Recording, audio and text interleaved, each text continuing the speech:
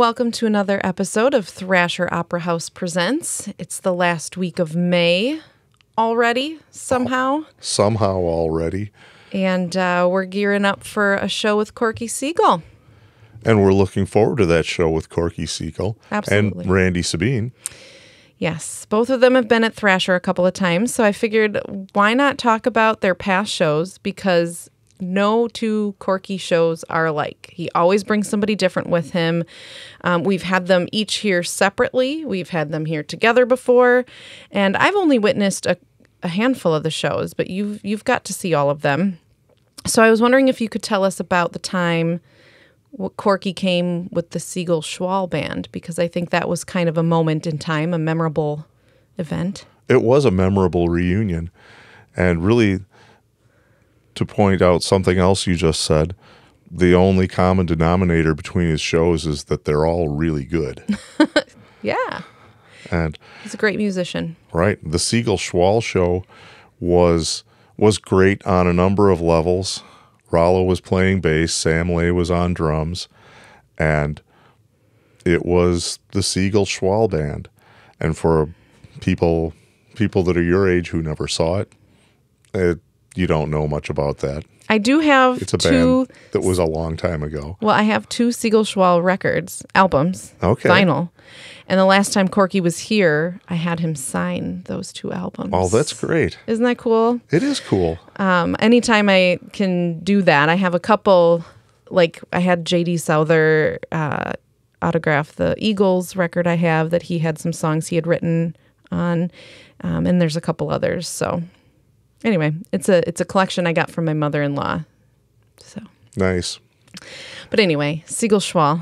The Siegel Schwall records are good records, but I don't think they really capture the full energy and enthusiasm of a performance. For sure.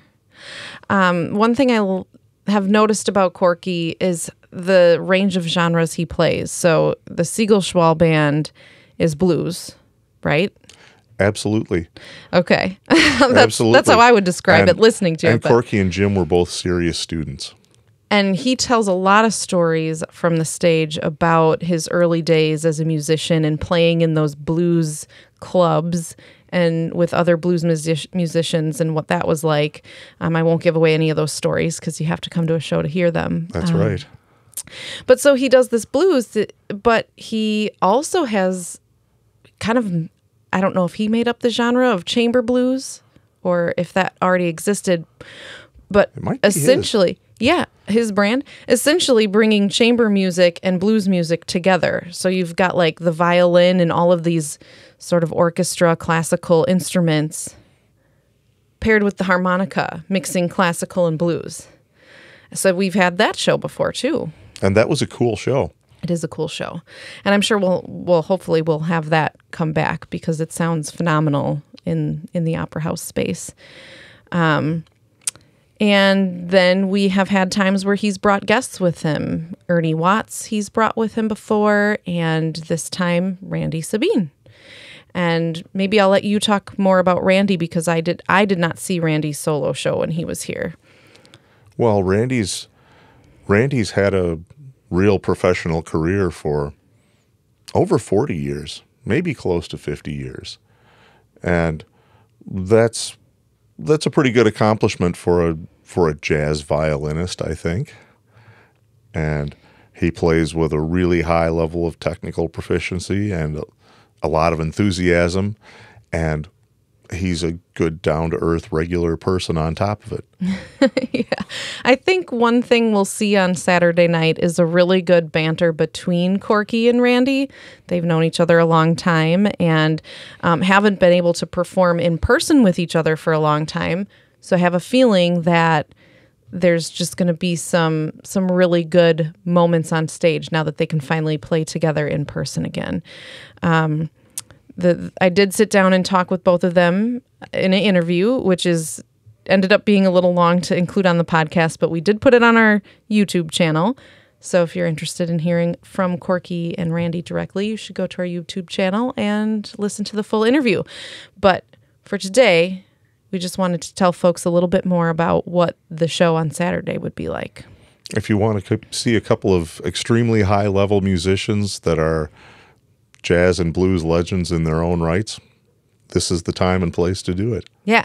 And they're bringing 2 pianos, so they're each going to have their own piano. Dueling pianos. That's the first thing I thought of was, will there be dueling? I didn't ask them, but I would suspect there might be a little bit of that fun back and forth.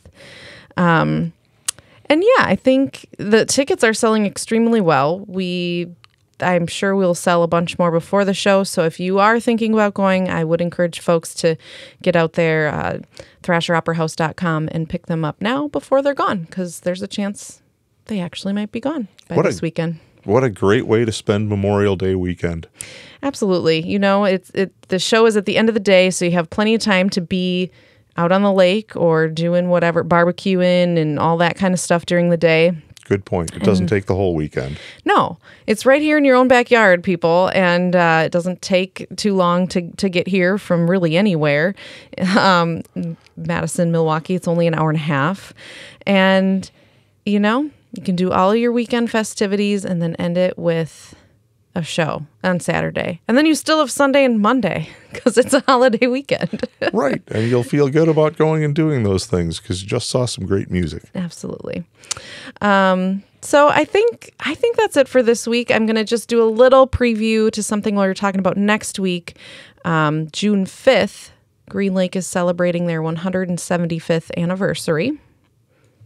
Big to do in That's town. A lot of numbers. And it felt right for the Opera House to be open on that day because we are one of the historic places in town.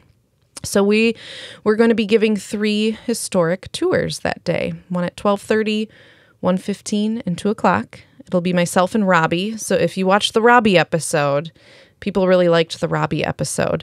It'll be him and I. He's got a lot to say about the Opera House. Who's Robbie? Robbie Irvin, the former executive director and the person who was in charge of the restoration of the Opera House. He's like the history guy when it comes to Thrasher Opera House. Thanks. I'd nearly forgotten. Thank you for that. But him and I have worked together and we have a great time, you know, talking with one another and sharing stories about the Opera House. He's got a whole different perspective on the Opera House than I do. So I think the two of us together can give a pretty good tour. You should come check it out. That's right. Maybe I'll take the tour. You might find out something you didn't know. I might. And the tours are free. So all the more reason to go. There's festivities across the street at the park before the tours happen. And then after you've had a hot dog and taken in some of that, come on over here and take a tour. Sounds great. All right, man. Until next time.